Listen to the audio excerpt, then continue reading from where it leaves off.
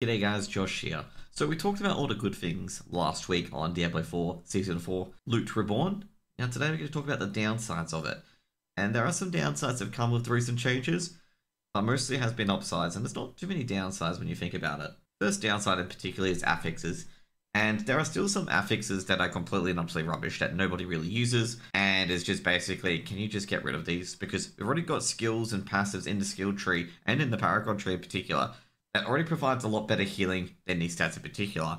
Now I'm going to point a few of them out, being life per second, life on kill, life on hit. These stats have been superseded by so many different stats that it's just not even funny anymore. These affixes should just be gone. They are just dump stats. Like pretty much, like if you see it on them, if you see two of these stats on them, you just basically dump it and salvage it. They're pretty much pointless, unfortunately, and they're good for nobody. The next one is greater affixes. Greater affixes puts additional RNG on your RNG that you can't control. Not to mention you can't reroll or roll into greater affixes, which is at the epitome of frustration, given the fact a lot of pieces that you will probably need have greater affixes on them in the first place, such as resource cost reduction for druids, where they need it for a lot of their builds in particular. And also, there's no real farmable way to get these certain greater fixes either. Like, there is certain bosses you can farm to get Ubers or uniques and stuff like that, but for the greater fixes, there's no way to actually farm it then other than just playing the game and hope it drops. That's pretty much it. There's also the decreased impairment and healing received increased. Should have really been cut as per the damage reduction passives. These actually go up to what I said before about life on hit and life on kill changes, that these stats are pretty pointless, especially when Unstoppable exists. So impairment's kind of pointless. It's like, yeah, but people will just go into the Unstoppable trait and use that instead. And like, as I said, I don't think people prefer being 10% less duration in a stun. They prefer to be out the stun.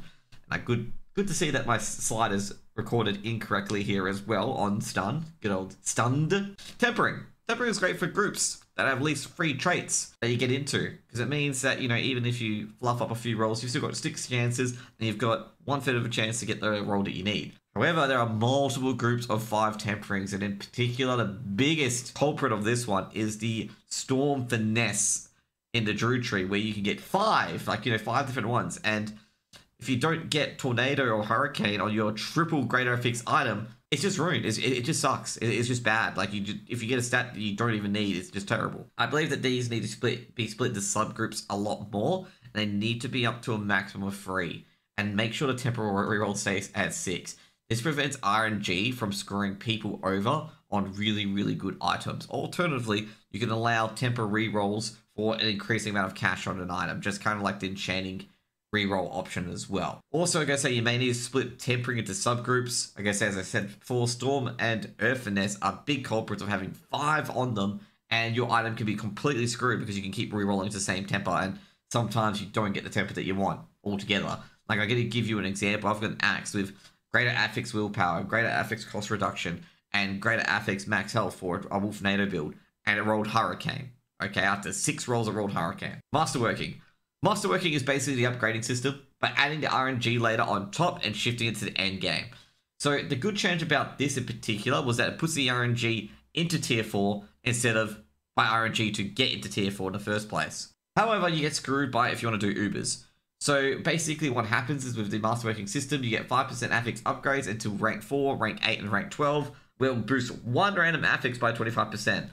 And it may be the affix that you don't want. So for example, you may get extra max life, which you actually don't want. You want the extra resource cost reduction instead, or the extra damage to close mobs. You can sometimes get screwed by your lesser affixes getting boosted up running the affixes you want. Now, the worst part is if you want to reset this, which you can, it costs you 5 million gold.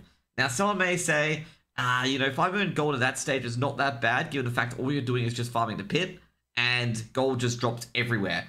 However, the pit doesn't drop gold, and if you want to get gold, you have to go into Hell Tides and a few other areas as well.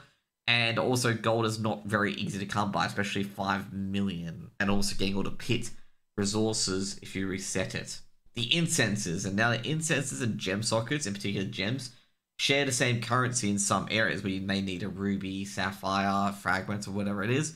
Or, yeah, it just needs to change, okay? Because people who are struggling on tier 3 to 4, so maybe from a new player point of view, aren't going to realize that when they make incenses, they are using stuff they can actually get permanent stats with when incenses go away after an hour.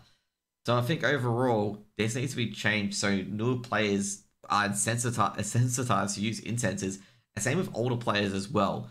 Basically, older players and newer players make a trade-off between getting an hour incense and a gem socket, and everyone's going to pick the gem socket until they get their royal gem sockets in there as well. I think a new currency needs to be made via Hell Tides. You can't share that currency in particular because people are going to make a trade-off that they really shouldn't make. And that's pretty much it. You know, that's all the changes that I really want to see for this patch, and particularly with masterworking and affixes and whatnot.